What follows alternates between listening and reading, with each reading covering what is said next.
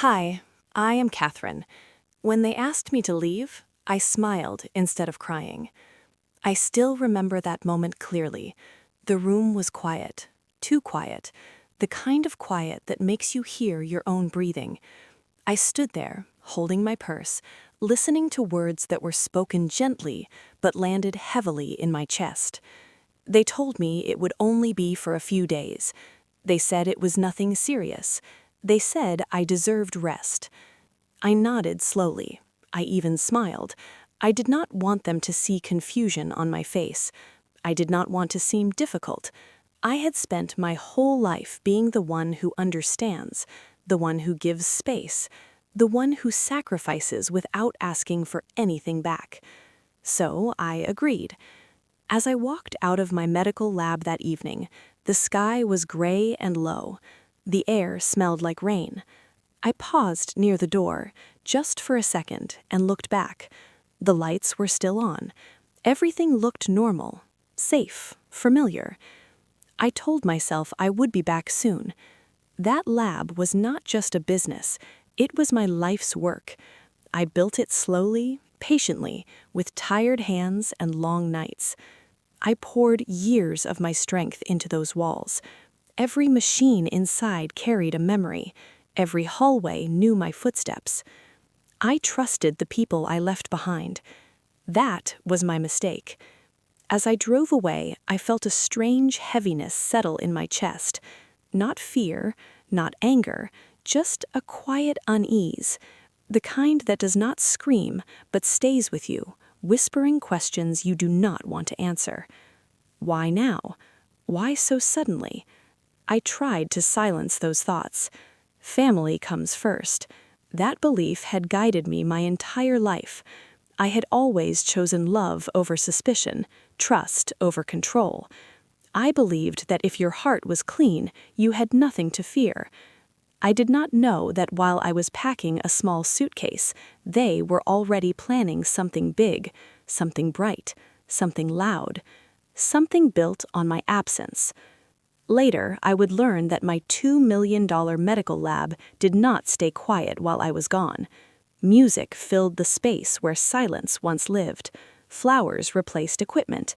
Laughter echoed where patients used to wait for answers that could change their lives. But at that moment, I knew none of that. All I knew was that I was leaving something behind, and that something inside me felt left behind too. People think betrayal comes with shouting and anger, but mine came wrapped in concern, spoken softly, timed carefully. It did not break me all at once. It began with a smile I did not mean. This is the story of how I trusted the wrong people.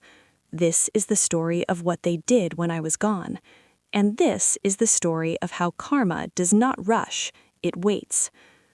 Before everything changed, my life followed a quiet rhythm. It was not exciting, and it was not easy, but it was steady. I woke up early every morning, usually before the sun. The house was always silent at that hour. I liked that silence. It gave me time to think before the day began asking things from me. My medical lab started many years ago as nothing more than an idea and a rented room. The walls were dull, the floor was cracked, the equipment was second-hand. I remember standing there one evening after everyone had left, holding a broom, wondering if I had made the right choice. I had invested almost everything I had: money, time, energy. There were nights when fear kept me awake longer than work ever did. But slowly, things began to grow. I learned every detail of that lab. I knew which machines needed gentle handling and which ones could take pressure. I trained my staff carefully. I spoke to them with respect because I knew how hard this work could be. Over time, people began to trust us. Doctors sent their patients. Hospitals called us directly. The lab became known for accuracy and care. With success came responsibility, and with responsibility came distance. My family supported me in their own way, but they lived separate lives. My son visited when he could. He would walk through the lab, hands in his pockets, looking around like he was proud but unsure what to say. Sometimes he joked that I loved the lab more than people. I laughed, but the comments stayed with me longer than I admitted. When he married, I felt hopeful. I believed family would finally feel whole again. His wife was polite and calm. She spoke softly and chose her words carefully. She complimented my strength, my independence, my dedication. She said she admired how I built something from nothing. Those words mattered to me. We began having regular family dinners. Nothing fancy, just home-cooked meals, warm plates, simple conversation. I listened more than I spoke. I always have. I noticed the way conversations shifted when money was mentioned, how their eyes met for a moment before answering questions about the lab. I told myself it meant nothing. As the lab continued to grow, questions became more frequent. How much space did the building have? Did I own it fully? Was it insured? I answered honestly. I had nothing to hide. I spoke with pride, not caution. Looking back, I realize pride can be dangerous when mixed with trust. One evening, the topic of their wedding came up. They wanted something beautiful, something memorable. My daughter-in-law described lights, flowers, music. Her face lit up as she spoke. I smiled and told her she deserved joy. I meant it. I had always believed happiness should be celebrated. She laughed softly and said I worked too much. "You never rest," she said gently. My son agreed. "You've earned a break." Their concern sounded loving, thoughtful. I did not see it as a warning. I saw it as care. At the lab, my days were full. Patients came seeking answers. Staff depended on my guidance. I felt useful there, needed. At home, I sometimes felt like a visitor. Plans were discussed without me. Decisions were made quietly. I told myself not to be sensitive. One afternoon, my daughter-in-law visited the lab. She walked slowly through the space, her eyes taking everything in. She asked about the layout, the open areas, the weekends. "It's very clean," she said. "Very open." I smiled and told her it was designed for work, not beauty. She nodded, but her gaze lingered longer than necessary. That moment stayed with me, though I did not understand why. A few days later, they suggested I take a short break. Just a few days. They said I looked tired. They said they would manage things while I rested. I hesitated. Leaving the lab felt unnatural, but they insisted, speaking with warmth and concern. I wanted to believe them. So I did. I packed a small bag, nothing heavy, just clothes and a book I never had time to read. I told myself trust was not weakness. I told myself family deserves faith. The night before I left, I walked through the lab alone. I turned off the lights one by one. I touched the door before closing it. A strange tightness formed in my chest, but I ignored it. If I had listened to that feeling, everything might have been different, but I did not. The place I stayed during my break was quiet, too quiet in a way that makes your thoughts louder than usual. The mornings came gently, with soft light slipping through thin curtains.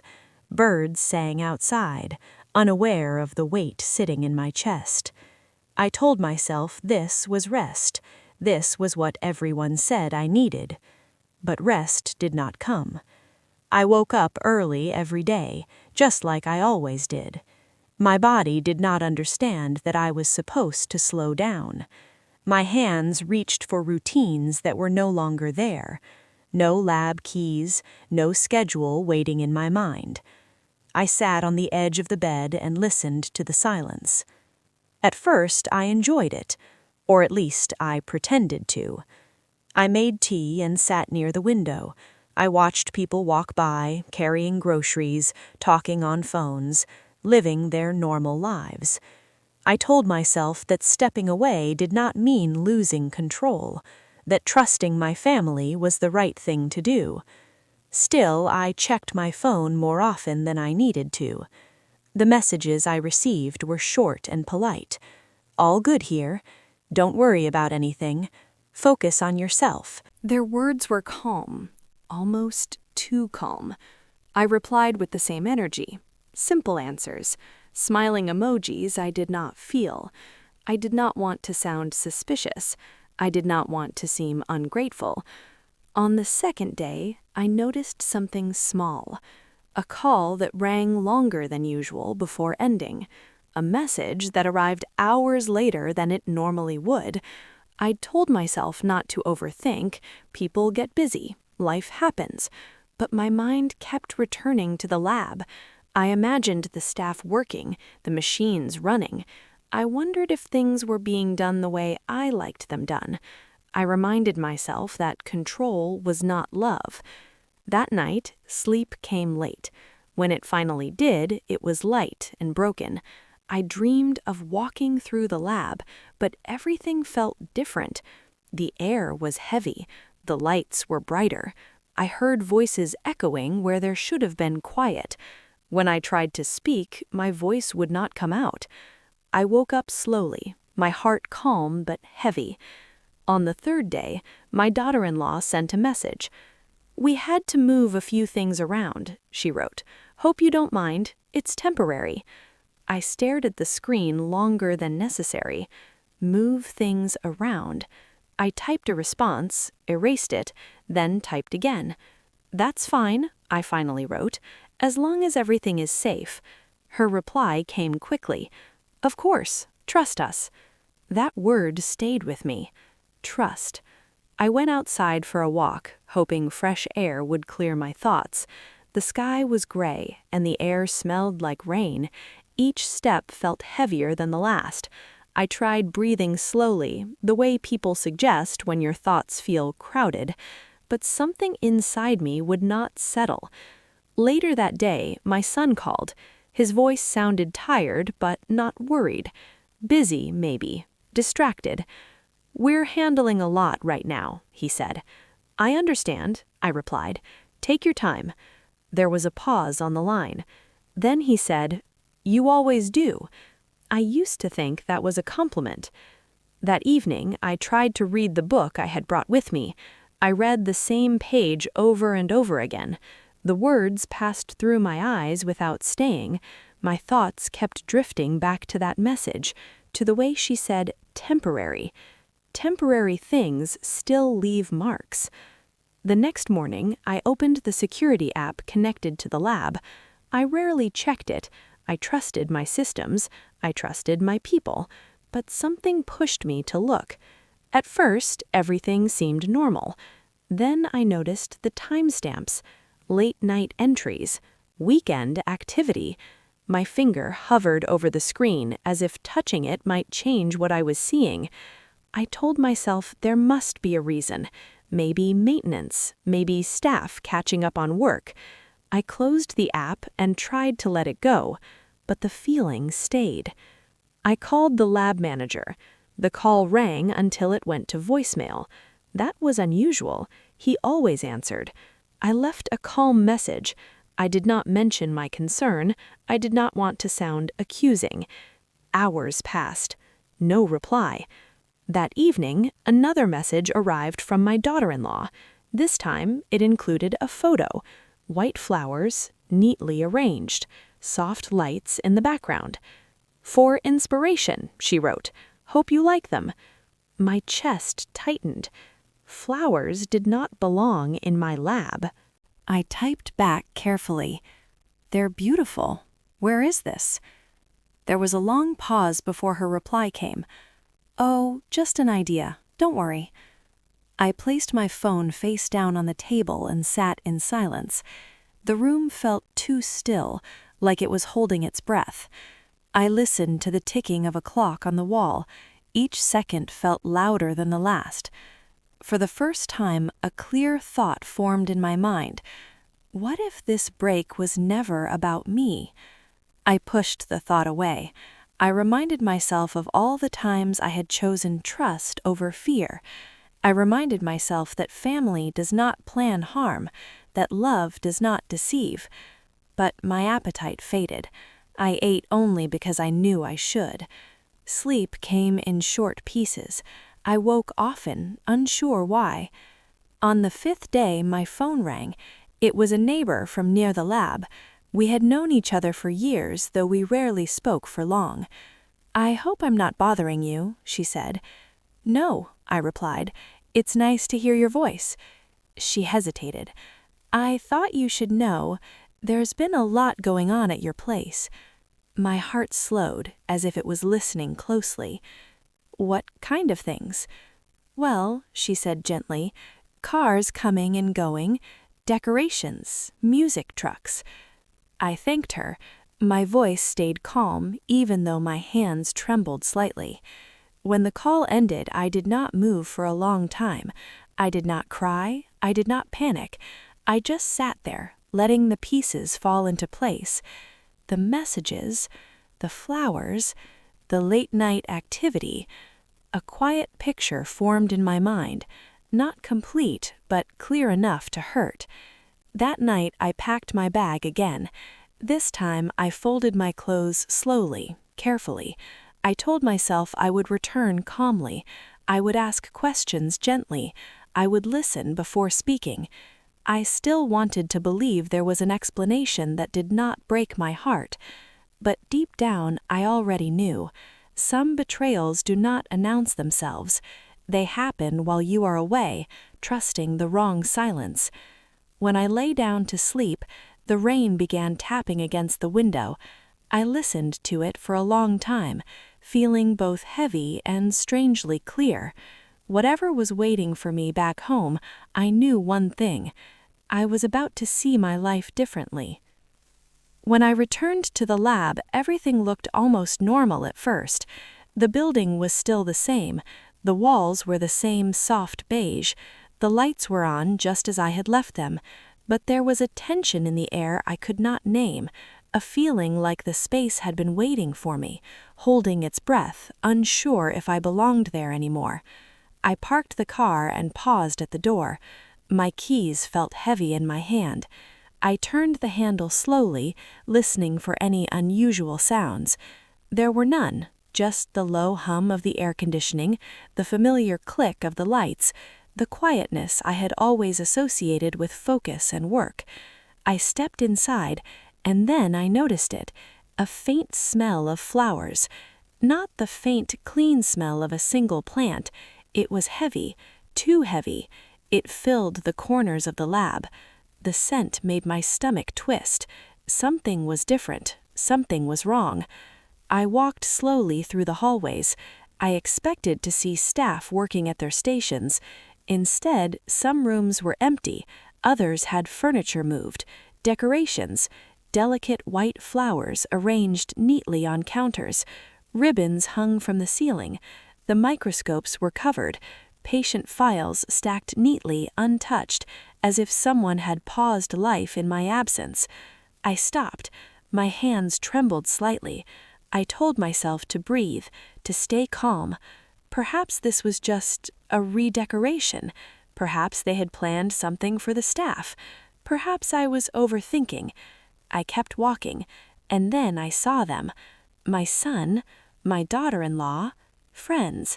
Dozens of people dressed in suits and gowns, carrying glasses of champagne. Music played softly. Their voices mingled with laughter and chatter, and the air smelled of perfume and flowers and candles. And for a moment, I froze. It hit me before I could even speak. This was not about the lab. This was about something else entirely. I stood silently in the doorway, and then my daughter-in-law noticed me. Her smile widened, bright and careful, as if she had been waiting for me. "Surprise," she said. It wasn't a surprise. Not really. Not for me. I felt my stomach turn. My $2 million lab, the place where I had spent countless nights, where I had poured every bit of my energy, every ounce of my hope, had been used without my knowledge. For what? A luxury wedding? A celebration built entirely on my absence? I wanted to speak, to ask, to demand answers, but the words would not come. My voice felt trapped in my chest. My mind spun, trying to understand how they had manipulated everything so carefully. The polite requests to leave, the assurances that it was temporary, the messages that seemed innocent, the calls that ended abruptly. Every single one of them had been a step in this plan. I felt my body go numb. My hands clutched my bag. My vision blurred for a moment. I realized then that the betrayal was not just about the lab. It was about trust, about the life I had dedicated myself to, about the people I had protected, guided, and loved without question. My son approached me cautiously. "Mom, we wanted this to be perfect," he said softly. I looked at him, seeing his hesitation, but not his honesty. "Perfect for whom?" I asked. My voice was calm, but every word was heavy. He paused. We thought you'd understand. You always understand."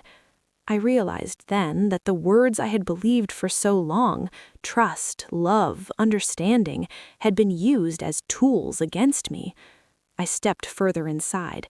I could see my life scattered among the decorations, every machine, every counter, every file, a silent accusation. The people around me seemed unaware of the weight of what they had done. They were laughing, celebrating, oblivious to the reality that they had taken something that was mine, something I had built from the ground up. I walked past the tables, feeling my chest tighten. I remembered all the nights I had stayed late, the patients who had trusted me, the quiet satisfaction of a day well done.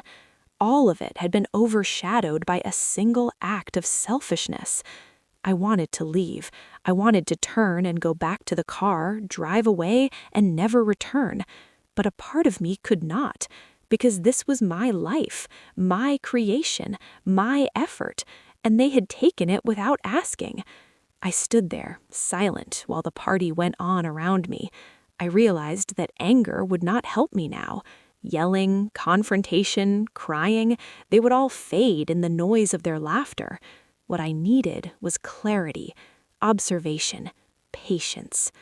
That night, after the guests had left and the music stopped, I sat alone in my lab. The flowers had been removed, but the air still carried their scent faintly. I touched the counters, the machines, the walls. Everything was intact, but the memory of what had happened was heavier than any physical damage. For the first time, I understood that my life could be used against me in subtle ways, that trust, when given freely, can be exploited, that even the people you love most can be the ones who hurt you the deepest. And yet, in the quiet of that empty lab, I also realized something else.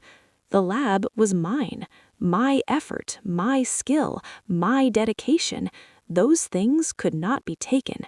They could use the building, they could throw a party, they could decorate and celebrate, but they could not undo the years of work I had put into creating something meaningful.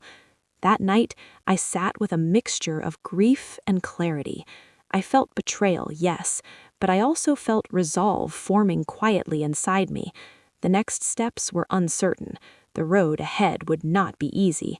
But I understood, in a way I never had before, that life has a way of balancing itself, that sometimes the people who try to take everything from you set themselves up to face the consequences of their actions.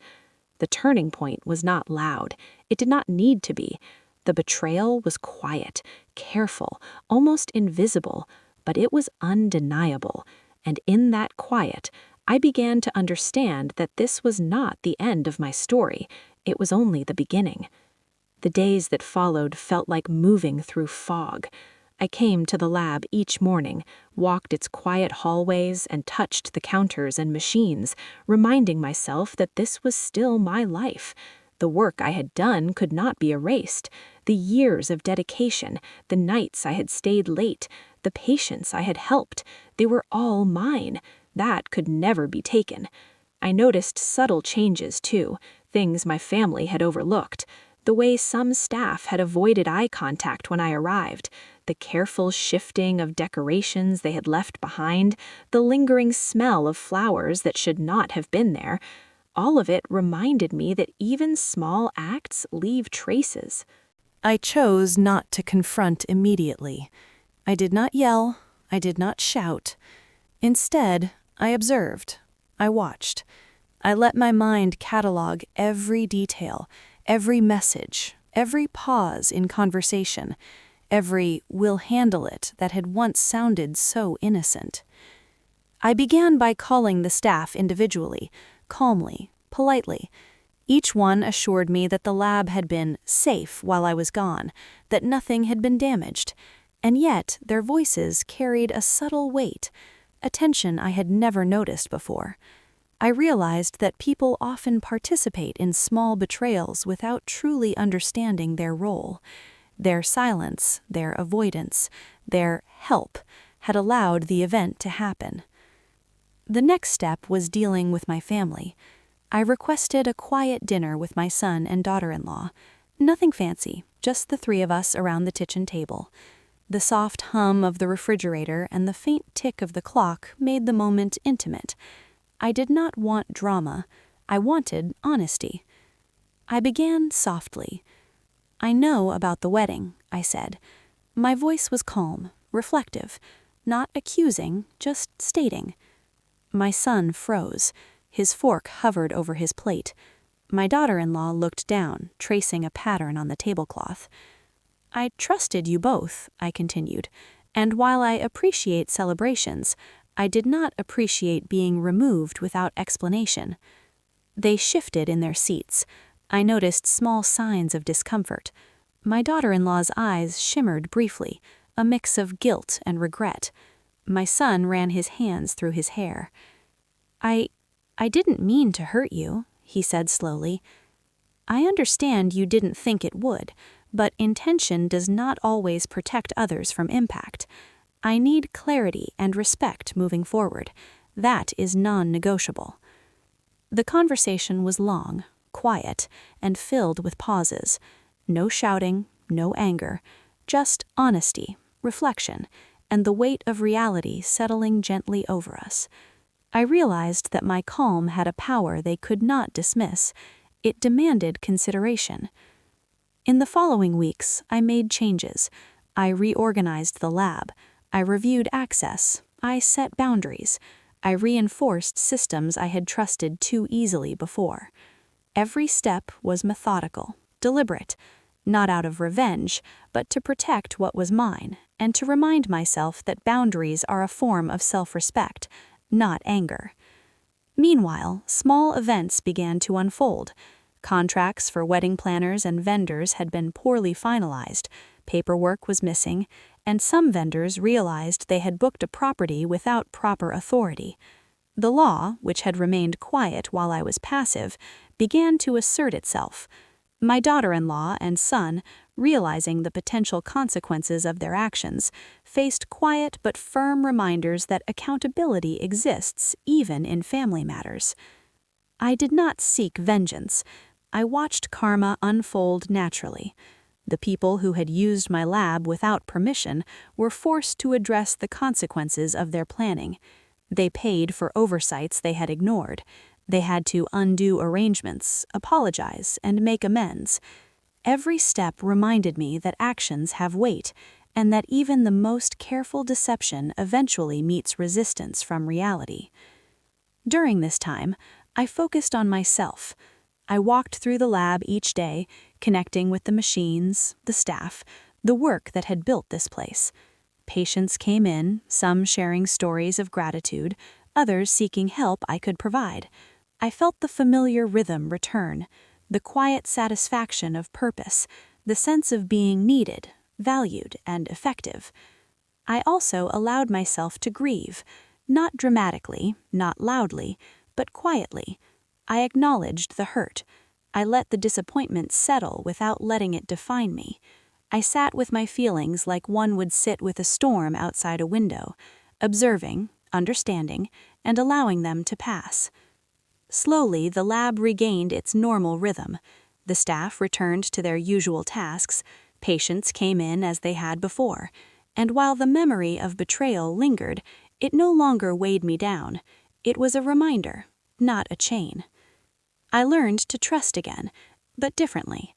I understood that trust must be paired with boundaries, that love does not mean relinquishing your voice, that generosity of heart is powerful, but so is clarity of mind.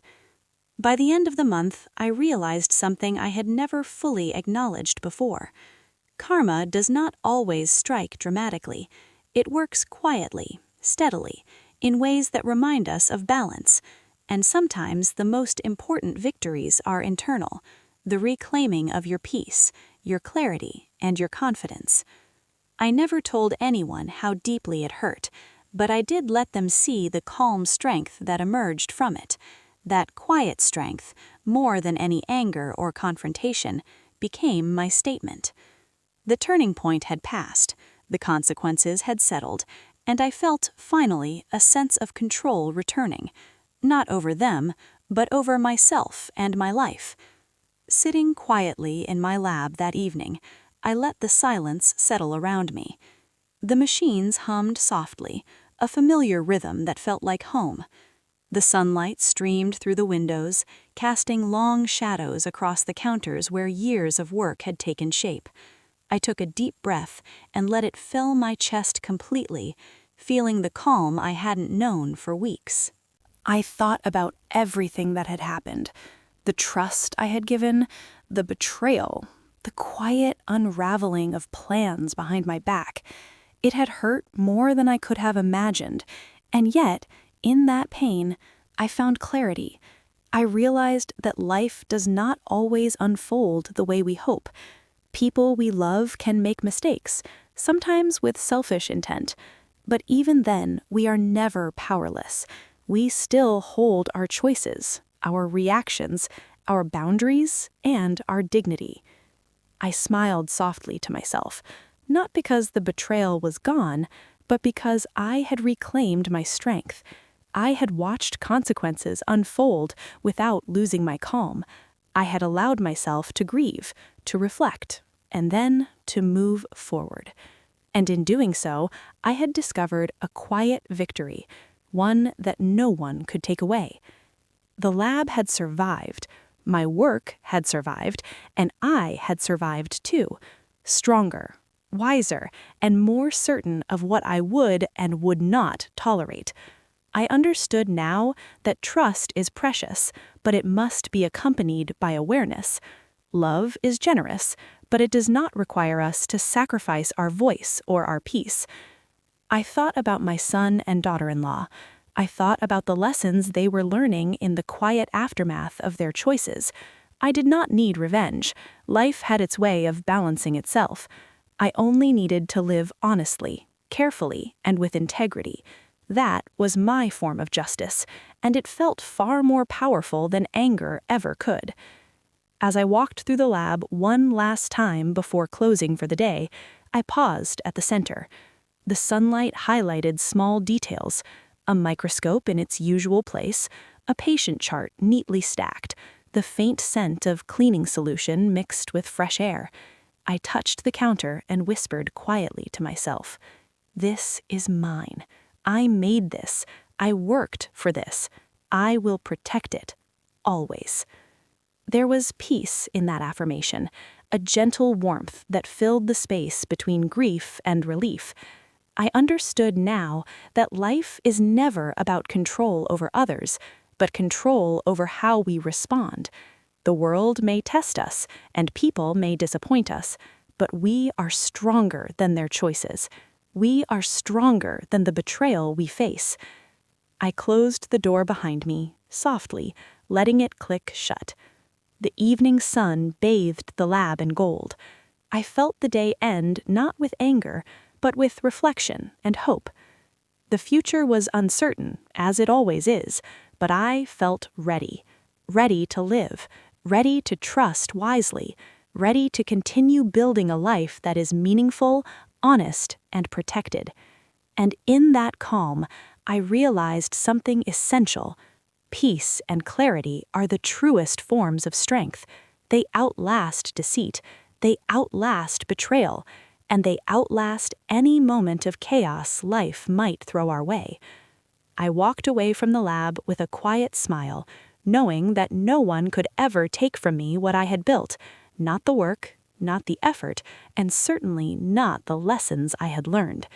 Life had taught me that trust is sacred, boundaries are vital, and karma, in its own way, always finds its balance.